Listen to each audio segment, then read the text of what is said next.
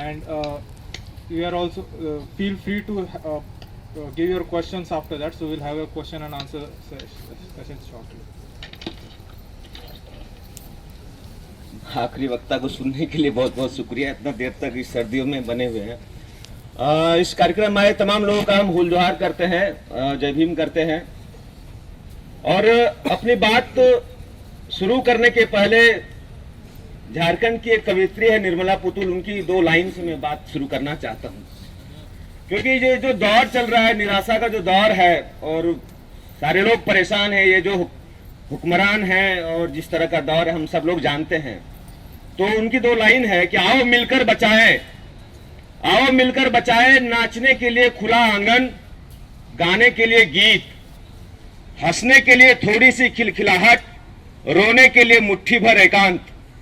इस अविश्वास भरे दौर में थोड़ी सी विश्वास, थोड़ी सी उम्मीदें, थोड़ी सी सपने कि इस दौर में भी बचाने के लिए बहुत कुछ बचा है अब भी हमारे पास, आओ मिलकर बचाएं। एक मूवी है न्यूटन और छत्तीसगढ़ की कहानी है, और उसमें हीरो जो आदिवासी लड़की है मलको, तो एक चर्चा चल रहा होता है तो उसे पूछता है कि आप निराशावादी हैं? तो वो बोलती है मलको कि नहीं, मैं आदिवासी हूं। तो ये दौर लड़ने का दौर है, ये दौर निराश होने का दौर नहीं है, और जो भी चीज बची हुई है उसे बचा लेने की बात का ये दौर है। और इसलिए मुझे लगता है कि जो लड़ाई इस कैंपस में जो वाइवा मार्क्स को लेकर के जो डिस्क्रिमिनेशन होता रहा है SC ST OBC माइनॉरिटी बच्चों के साथ, जो लड़ाई एक फेज 2016 में लोगों ने लड़ा, शायद हम लोग उस मकाम तक नहीं पहुंच पाए।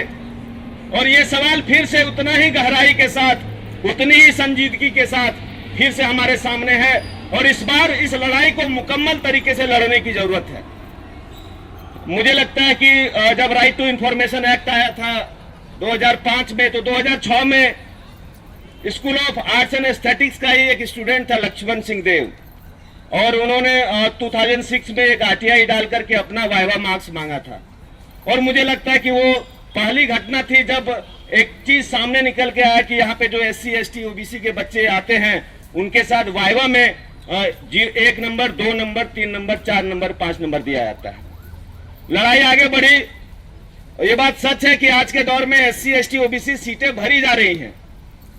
ये तो जो रिजर्वेशन का जो पॉलिसीज है ये संविधान के द्वारा दिया गया है, लेकिन जो 50% सीटें हैं उसमें 10% EWS हटा दीजिए।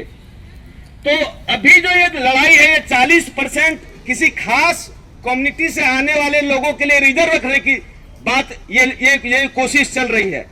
क्योंकि आप सोचिए कि जिन बच्चों को 1 नंबर, 2 नंबर, 3 नंबर मिला है, 2 नंबर ला करके भी उसे एडमिशन मिला, अगर उसे 5 नंबर आ गया होता तो वो जनरल सीट में आ गया होता। ये साजिश कहीं दूसरी तरफ भी है। मुझे लगता है कि उस साजिश पर भी बात करने की जरूरत है। कई सारे लोग इसमें भी इंटरव्यू दिए होंगे, 3 नंबर में भी एडमिशन हुआ है, 4 नंबर में भी एडमिशन हुआ है वाइवा में। रिटर्न के बाद कितने आएंगे वो तो बाद में पता चलेगा। तो ये जो लड़ाई है, और कैंपस में उस समय भी जब हम घूमते थे और सबकी लड़ाई वाइवा मार्क्स में जो डिस्क्रिमिनेशन होता है सबके खिलाफ, सारे लोग खिलाफ हैं। मुझे समझ में नहीं आता तो फिर ये दिक्कत कहां है जब सब लोग इसके खिलाफ लड़ाई लड़ रहे हैं। A to Z संगठन, A to Z प्रोफेसर, सारे लोग मान रहे हैं कि डिस्क्रिमिनेशन होता है। सारे लोग इस लड़ाई में, सब लोग दावा करते हैं कि हमने लड़ाई लड़े हैं, हमने लड़ाई लड़नी है। तो फिर ये दिक्कत कहां से आ रहा है? हमारे गांव तरफ में, एक्चुअली मैं झारखंड से आता हूं, और गांव तरफ में कहावत है कि आप हंसना भी चाहते हो और गाल भी फुला रखना चाहते हो, तो दोनों एक साथ संभव नहीं है। आप यानी तो लड़ रहे हैं यानी तो नहीं लड़ रहे हैं, और जो नहीं लड़ रहे हैं और कह रहे लड़ रहे हैं, इसका मतलब है जो लड़ने वाली ताकत है आप उसको बरगला रहे हैं। ये हम लोगों ने उस समय में भी फेस किया था, आज भी आपको इस दौर में देखने को मिल सकते हैं। मुझे नहीं पता अभी क्या सिचुएशन है उस दौर में भी। अभी जैसे ये लड़ाई तेज होगी, जो मार्जिनलाइज सेक्शन के बच्चे और जो प्रगतिशील तबके से भी जो लोग इस लड़ाई में, सामाजिक न्याय की लड़ाई में कंधे से कंधे मिलाकर साथ देना भी चाहते हैं, आप समझिए कि उनके पास एक नया क्वेश्चन तुरंत आ जाएगा कि ये फांसीवाद का दौर है और ये वाइस चांसलर है और एक यूनिटी बनाए रखना है। मुझे लगता है इस कैंपस में जो सबसे पवित्रता की बात है वो यूनिटी ही हो जाती है। और ये यूनिटी का जो बोझ है, जो मार्जिनलाइज सेक्शन के जो लोग हैं, जो इस लड़ाई को लड़ना चाहते हैं, जो लड़ने का मादा रखते हैं, इसका बोझ हमेशा इस मार्जिनलाइज तबके के ऊपर ही डाला जाता है, थोपा जाता है। मुझे लगता है कि उस दौर में भी हम लोग बोलते थे कि यूनिटी कोई पवित्र धागा, कोई पवित्र बंधन नहीं है। ये संघर्ष के मैदानों में इशू के आधार पर यूनिटी बनती है, खत्म होती है। आज जिस सवाल के साथ हम लोग खड़े हो सकता है, अगले सवाल के साथ हम तमाम लोग ना भी खड़े हो, लेकिन इस सवाल के साथ यूनिटी है, इस सवाल के साथ संघर्षों में हम लोग एक साथ खड़े रहेंगे। मुझे लगता है यूनिटी का जो खास पर्पस है, जो खास मतलब है, जो खास परिभाषा है, जो खास व्याकरण है, वो यही है। इसके अलावा यूनिटी कुछ नहीं होता है। तो ये जो फेज है इस कैंपस में, आप सोचिए कि कोई स्टूडेंट अगर झारखंड, बिहार, छत्तीसगढ़, उन तमाम जगहों से आता है और रिटर्न में अपना मेहनत, उनकी जो भी परिश्रम रहा हो, और आप समझ लीजिए कि स्टेट यूनिवर्सिटी की हालत बहुत ही खराब है। आप बिहार में चले जाइए, झारखंड में चले जाइए, छत्तीसगढ़ में चले जाइए, सालों साल सिलेबस तक अपडेट नहीं हुए हैं। उसके बावजूद अगर वहां का स्टूडेंट रिटर्न कंपीट करता है, पास करके आता है, अगर वो इतना मेहनत करके सिर्फ इंटरव्यू को फेस कर रहा है, तो आपको लगता है कि आप एक नंबर दे करके, उसको निकाल दे करके आप बहुत बड़ा मतलब कारगर काम नहीं कर रहे हैं। क्योंकि आपको सैल्यूट करना चाहिए जो आइडिया ऑफ जेएनयू जो हमने तमाम इस कैंपस में हमने आते के साथ सुनना शुरू किया है और अब जाने के कगार पर है। तो ये आइडिया ऑफ जेएनयू क्या, यही आइडिया ऑफ जेएनयू है। मुझे लगता है कि जो बच्चा गांव से आ रहा है, जो मेहनत करके, चाहे वो मल्टीपल चॉइस क्वेश्चन हो या फिर उस समय में जब सब्जेक्टिव क्वेश्चन थे, वो भी अगर कंपीट करके आता था, तो उसके मेहनत को भी सैल्यूट करते हुए एटलीस्ट आपको मिनिमम मार्क्स 10 मार्क्स देना चाहिए। लेकिन आप ये भी नहीं कर पाए, और ये नहीं कर पाए तो मुझे लगता है कि आइडिया ऑफ जेएनयू का क्या मतलब होता है, आई डोंट नो। एक मगही उपन्यास है, मगध के इलाके में माटी माटी अरकाटी करके एक उपन्यास है, और उनके राइटर है के पंकज। तो उनसे मेरी बात हो रही थी। तो नालंदा विश्वविद्यालय में पहले एडमिशन के समय द्वारपाल हुआ करते थे, और द्वारपाल इंटरव्यू लेते थे, और उसके बाद एडमिशन होता था बाद के दिनों में। तो अब जब मगध जाएंगे, उस नालंदा के आसपास जाएंगे, तो मोस्टली जो बसावट है वो लोअर कास्ट का है। कहार है, लोहार है, इस तरह की जातियां हैं, जो श्रमिक जातियां हैं। तो वो बता रहे थे कि एक उस इलाके की एक कहानी है कि एक लोहार की लड़की थी, वो छोटी थी लेकिन तेज थी, तो बकरी गाय वगैरह चराती थी। तो गांव वालों ने सोचा कि इसका एडमिशन नालंदा यूनिवर्सिटी में करा दिया जाए। तो वो गई, तो द्वारपाल ने उसने लिया नहीं इंटरव्यू में, जिस तरह से जेएनयू में लोग नहीं लेते हैं। तो कुछ दिनों के बाद पता चला कि आक्रमणकारियों ने नालंदा विश्वविद्यालय को जला दिया। खबर फैली, तो वो लड़की बकरी चरा रही थी, तो बोला कि नालंदा जल गया। तो बोला क्या है, जिस विश्वविद्यालय ने मेरा एडमिशन नहीं लिया, जिस यूनिवर्सिटी में को पढ़ने का मौका नहीं दिया, वो जले या बचे, मेरा क्या फर्क पड़ता है। तो मुझे लगता है कि अभी भी ये वक्त है कि ये नौबत ना आने पाए। इस देश का जो हाशिए के तबके का जो लोग हैं, जो उनके बच्चे हैं, आप अगर उनको रोक करके चाहते हैं कि इस देश का डेमोक्रेसी, इस कैंपस का डेमोक्रेसी को बचा लेंगे, ये कतई संभव नहीं है। ये पहले भी संभव नहीं था, आज भी संभव नहीं है। इस देश का मार्जिनलाइज्ड तबका जब तक पार्टिसिपेट नहीं करेगा, अपनी हकदारी का, उसके जो दावा है उसके दावे को, उसके हकदारी को नहीं देंगे, तो हमको नहीं लगता किसी भी देश का डेमोक्रेसी सक्सेस हो सकता है। किसानों ने तो दिखा दिया। किसान आंदोलन हमारे लिए एक माइलस्टोन है, एक उदाहरण है कि आप तमाम हथकंडे अपना लें।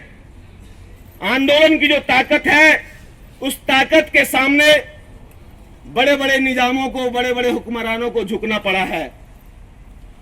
इस देश ने भी देखा है, और पूरे दुनिया के इतिहास में आप उल्टा के देख लीजिए, पलटा के देख लीजिए, जब जनता खड़ी होती है तो निजामों को झुकना पड़ता है। मुझे लगता है कि बादशाह उस दौर में भी हमारे साथ, जो 2016 की लड़ाई थी तमाम संगठनों के साथ, एक नेतृत्वकारी भूमिका में सारे लोग रहे हैं। जो बापसा की नई पीढ़ी है, नए लीडरशिप है, या और भी अन्य सामाजिक न्याय के संगठन के लोग हैं जो सामाजिक न्याय की लड़ाई को लड़ना चाहते हैं, चाहे वो वामपंथी संगठन ही क्यों ना हो। और लड़ाई लड़ना चाहते का मतलब कि या हंसना चाहते या फिर गाल फुला लीजिए, कहने का मतलब कि लड़ भी रहे हैं, नहीं भी लड़ रहे हैं, ऐसा नहीं। लड़ना चाहते हैं, ये आखिरी मौका है। मुझे ऐसा लगता है कि ये लड़ के जीता जा सकता है। ठीक अभी प्रोस्पेक्टस आने वाला है अगले एडमिशन का। इस एडमिशन में भी ओबीसी कमीशन ने इनको जवाब मांगा है इनसे 3 दिन के अंदर। शायद जवाब भेजा है या नहीं भेजा, वो आई थिंक वो अपडेट होगा। तो ये जो लड़ाई है, ये बहुत ही महत्वपूर्ण लड़ाई है। और ये लड़ाई अपने दावेदारी को, अपने हकदारी को बढ़ाने की लड़ाई है। और कुल मिलाकर के हम ये कहना चाहते हैं कि आज का ये जो पब्लिक टॉक है, ये कोई आंदोलन की रूपरेखा तय करे कि आगे इस आंदोलन को कैसे बढ़ाया जाए, कैसे लड़ा जाए और कैसे मुकम्मल जीत पाया जाए। उस दौर में भी 2016 में वाइवा का मार्क्स, नाफे कमेटी का जो रिकमेंडेशन है उसमें 15 तो नहीं हो पाया था, 20 हुआ था। और डेप्रिवेशन पॉइंट्स और जो क्वार्टाइल पॉइंट्स थे उस समय थे 142, 142 एकेडमिक काउंसिल मीटिंग की बात थी। लेकिन उसमें एक चीज और मिसिंग है कि टीचर्स के तरफ से, मतलब JNUTA के तरफ से कुछ स्टूडेंट या उनके बैकअप पे कुछ स्टूडेंट कोर्ट गए थे। मुझे लगता है ये एक चीज मिसिंग है। और कोर्ट का जो वर्डिक्ट है, कोर्ट का वर्डिक्ट आने के बाद ये सारी चीजें खत्म हो गए। और ठीक उसके बाद 100% वाइवा के साथ एडमिशन होता है 2017 का। तो मुझे लगता है कि जो जीती हुई जो चीज थी, जो उस समय में पास हुआ है, इवन उस समय एक स्टैंडिंग कमेटी का एक प्रपोजल ये भी था कि जो वाइवा होगा उसका रिकॉर्डिंग होना चाहिए। उसके लिए एडमिनिस्ट्रेशन ने आज तक कोई इक्विपमेंट नहीं खरीदा। मुझे लगता है इस लड़ाई को भी लड़ना चाहिए कि जो वाइवा लिया जाता है, जो स्टैंडिंग कमेटी से पास है, शायद मुझे लगता है मैम देखना चाहिए उसको, स्टैंडिंग कमेटी से पास है कि वाइवा का रिकॉर्डिंग होना है, उसके इक्विपमेंट के लिए, रिकॉर्डिंग के इक्विपमेंट के लिए हमको लगता है कि दबाव बनाना चाहिए कि हर एक वाइवा, हर एक इंटरव्यू रिकॉर्ड हो। और जिनका रिजर्वेशन होगा, जिनको ग्रीवांस में जाना पड़ेगा, वो उस रिकॉर्डेड वाइवा के साथ जा सकता है। तो मुझे लगता है कि ये जो लड़ाई है, तमाम संगठन, जो यहाँ पे और भी संगठन के लोग हैं, कुछ पुराने साथी भी हैं जो उस दौर में, जब ब्लॉकेट के दौर के कुछ लोग हैं, वो मिल करके लड़ने की जरूरत है। और मुझे लगता है कि बहुत बातचीत तो हो ही चुकी है। उस दौर की एक और बात याद आती है कि जब हम लोग लड़ाई लड़ रहे थे, और ठीक है वो डेमोक्रेटिक अनडेमोक्रेटिक क्या था, ये लोग डिसाइड करेंगे, लेकिन JNUTA की तरफ से पैम्फलेट आया था जिसमें मुझे लगता है कैंपस में पहली बार TA की तरफ से एक ऐसा पैम्फलेट आया था कि जो है ये जो लोग हैं, क्या बोलते हैं उसको, वो वर्ड क्या है, हाँ, इस तरह के पैम्फलेट आए थे। तो मुझे लगता है कि जो पिछली बातें हो गई सो हो गई। आगे लड़ाई अपने पिछले गलतियों को ठीक करते हुए, पिछली लड़ाइयों से सीखते हुए, एक बेहतर यूनिटी बनाते हुए मुझे लगता है कि इस लड़ाई को आगे लड़ना चाहिए। और अपनी आखिर बात निर्मला पुतुल की 2 लाइन के साथ हम समाप्त करना चाहेंगे कि उठो जहां हो तुम वहां से उठो, उठो जहां हो तुम वहां से उठो, जैसे तूफान से उठता है बवंडर। उठो तुम जहां हो वहां से उठो, जैसे तूफान से उठता है बवंडर, उठता है जैसे दबी राख में चिंगारी। उठो तुम जहां हो वहां से उठो। शुक्रिया। इंकलाब जिंदाबाद, उल गुलाम जिंदाबाद।